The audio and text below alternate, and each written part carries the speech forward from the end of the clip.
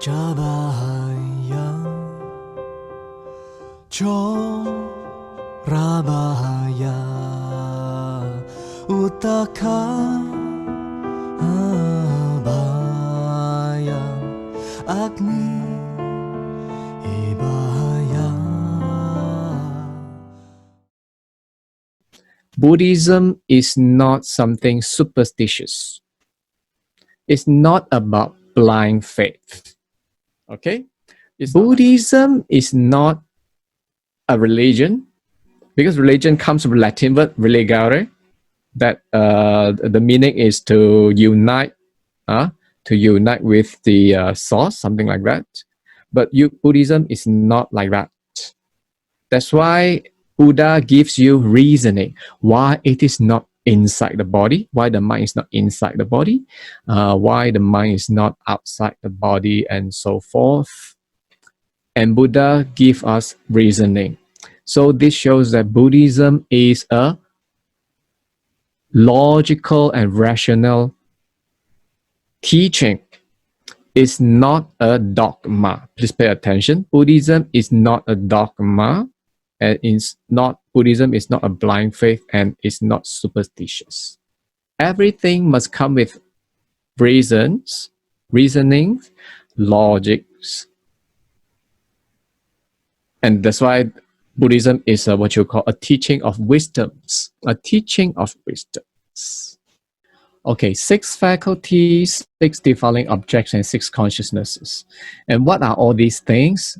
We repeat, these are all the phenomena of the universe. All the phenomena of the universe. Okay, 6 faculties we call the senses. Okay, the sense of seeing, which is the eye, we call the eye faculty. The sense of hearing, ear faculty, nose, tongue, body, and mind. And then 6 defiling objects are the first one is form, sound, smell, taste, touch, and mind. Means that the eye can only come into contact with form object, ear come into contact with sound object, and so forth. They have their own territories, okay? Own territories, okay? And then 6 consciousnesses, eye consciousness until mind consciousness. So these 6 faculties plus 6 defiling objects we call 12 sights or 12 ayatanas. And then 18 dhatus, or these 3. Why is it important we need to know all these things? Because the way we understand the environment is very ambiguous.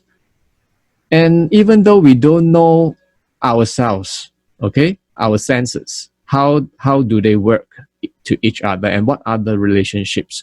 So as a result, when we have some problems, we have some feelings and so forth, you don't know it comes from where. For instance, if Sifu asks you now, if you have a very bad feeling is where? Which one is your feeling here? You may not have an idea, right? So if you don't know where the feeling is, then you can't control or conquer your feeling. So the reason why we have to learn all this, because we want to know where are the culprits. So when we cultivate, during the cultivation, you know how to subdue them, okay? And this is the world that we are perceiving, okay? For example, what is this? This is a lotus flower, correct? And it is actually a form object. So we use the eye faculty to see the form object. And as a result, this image of what you call flower, the signal of flower, will be input through the eye consciousness and into our mind consciousness to perceive things. Okay, this is the mechanism of how we come into contact. That's why Buddhism is not a religion. We doesn't have a creator of this, either.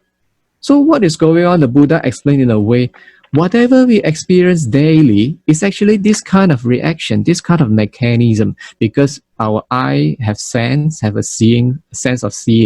That's why we can see the form object, And as a result, we will have the eye consciousness, and then we perceive with our mind consciousness.